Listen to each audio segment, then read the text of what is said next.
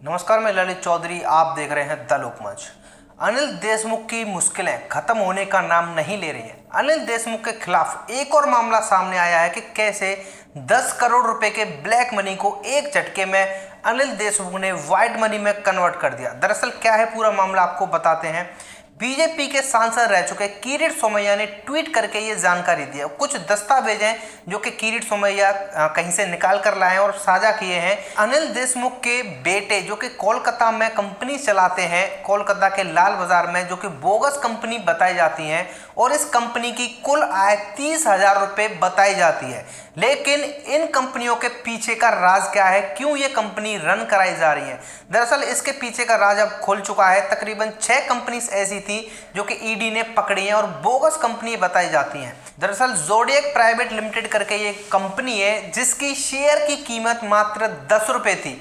लेकिन इसमें एक चालबाजी खेली गई कि 4,09,200 शेयर 18 अलग अलग कंपनियों से खरीदवाए गए और जबकि इसकी कीमत 10 रुपये थी लेकिन खरीदा गया 224 रुपये पर। कुल मिलाकर यह है कि तकरीबन 10 करोड़ रुपए एक झटके में व्हाइट मनी में कन्वर्ट कर देगा। ये मामला है मनी लॉन्ड्रिंग का। इसको लेकर एक ट्वीट है, आप देख सकते हैं, जहां पर अखबार की कटिंग भी शो की गई है और इसमें साफ साफ क्लियर शब्दों में लिखा गया है कि अनिल देशमुख के बेटे जो कि कोलकाता में बैठे हुए हैं और कोलकाता के लाल बाजार, आपको पता है, नहीं पता तो मैं बता दूं कि ऐसे ही 100 कंपनीज वहां पर पकड़ी गई थी जो कि फ्रॉड कंपनी थी और ये सब कारोबार वहां चलता है लाल बाजार के अंदर और वहीं पर ये 6 कंपनीज लिस्टेड है। तो अनिल देशमुख के खिलाफ जो ईडी ने एक्शन लिया था अब वो बहुत आगे बढ़ चुका है।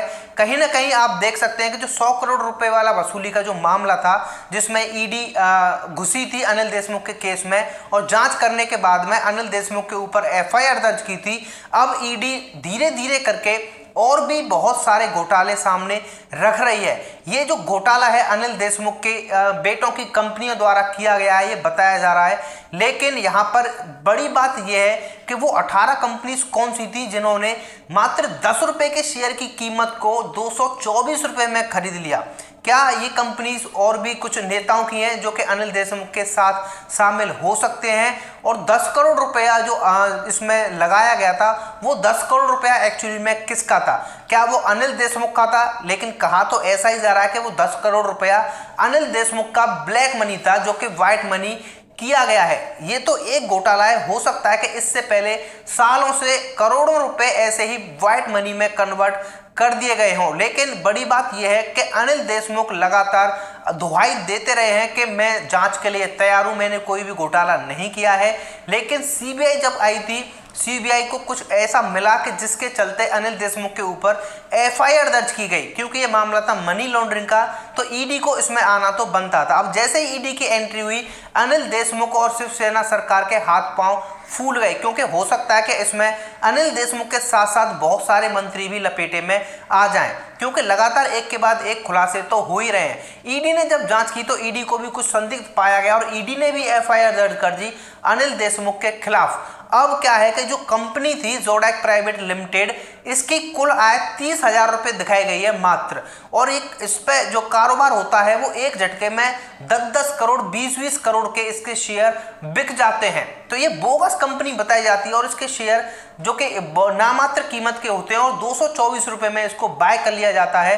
तो ये कुछ डॉक्यूमेंट आप देख सकते हैं जो कि साझा किए हैं बीजेपी के पूर्व सांसद किरीट सोमैया ने, जो कि लगातार एक के बाद एक खुलासे करते ही रहते हैं शिवसेना सरकार के मंत्रियों के। और कहीं ना कहीं जो किरीट सोमैया खुलासे करते हैं उसके बाद में इन मंत्रियों पर कार्रवाई भी होती हमें दिखती है। इससे पहले संजय राउत को लेकर खुलासा किया था तो संजय राउत की बीवी से भी ईडी ने पूछताछ की थी। उससे पहले प्रताप सरनाईक को लेकर खुलासा किया था तो प्रताप सरनाईक के मामले में भी मनी लॉन्ड्रिंग का केस सामने आया था और ईडी ने प्रताप सरनाईक समेत उनके बेटों की कंपनियों की भी जांच की थी और यही मामला अब अनिल देशमुख पर घूमकर आ गया है।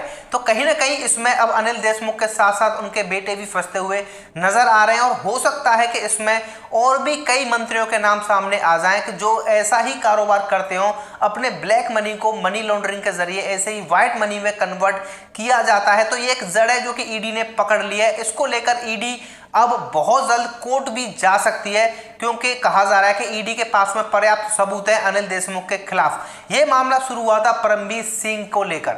परमबीर सिंह का नाम जैसे ही सचिन वाजे के साथ में लिंक कराया गया, परमबीर सिंह की ड्यूटी पर सवाल खड़े किए गए। उसके बाद में परमबीर सिंह ने अपना मुंह खोलना शुरू कर दिया था। परमबीर सिंह ने 20 मार्च को उद्धव ठाकरे को एक लेटर लिखकर ये बताया था कि तकरीबन 1750 बार और रेस्टोरेंट से 100 करोड़ रुपए की वसूली हर महीने अनिल देशमुख करवाते हैं।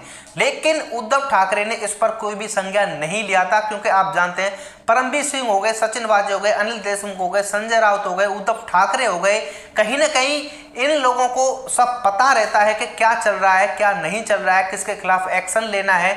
जैसा कि आपको पता है कि स्टार्टिंग में सचिन वाजे जब एंटीलिया केस में फंस रहे थे तो सचिन वाजे को बचाने का पूर्ण प्रयास शिवसेना सरकार ने किया था। जैसा कि आपको पता है कि संजय राउत तो लगातार बोल रहे थे बहुत ज्यादा ईमानदार ऑफिसर हैं सचिन वाजे, बहुत ज्यादा ऑनेस्ट ऑफिसर हैं, और उसके बाद में अपने ही बयानों से संजय राउत पलटते हुए हमें दिखाई दिए थे। कहा था कि सचिन वाजे के खिलाफ कार्रवाई होनी चाहिए। उसके बाद में परमबीर सिंह को लेकर भी उन्होंने कुछ ऐसा ही कहा था और फिर अपने बयानों से पलट गए थे। तो कुल मिलाकर बात यह है कि परमबीर सिंह के साथ साथ अनिल देशमुख और अनिल देशमुख की कंपनी, जो कि इसमें बहुत सारे नेताओं के नाम भी अभी खुलने बाकी हैं, ये अब बहुत जल्दी सलाखों के पीछे जा सकते हैं, क्योंकि अब ईडी के पास में पर्याप्त सबूत यहाँ पर नजर आ रहे हैं, जो कि सोशल मीडिया पर भी शेयर किए जा रहे हैं, न्यूज़पेपर पर भी ये खबर निकल चुकी है। तो कहीं ना कहीं हम देखें कि अनिल देशमुख ने इस्तीफा देने के बाद में और भी ज़्यादा अपनी मुश्किलें खड़ी कर ली हैं, क्योंकि अब उनकी कंपनीज लगातार ओपन होती जा रही हैं कि कैसे ये कंपनी फ्रॉड करती हैं।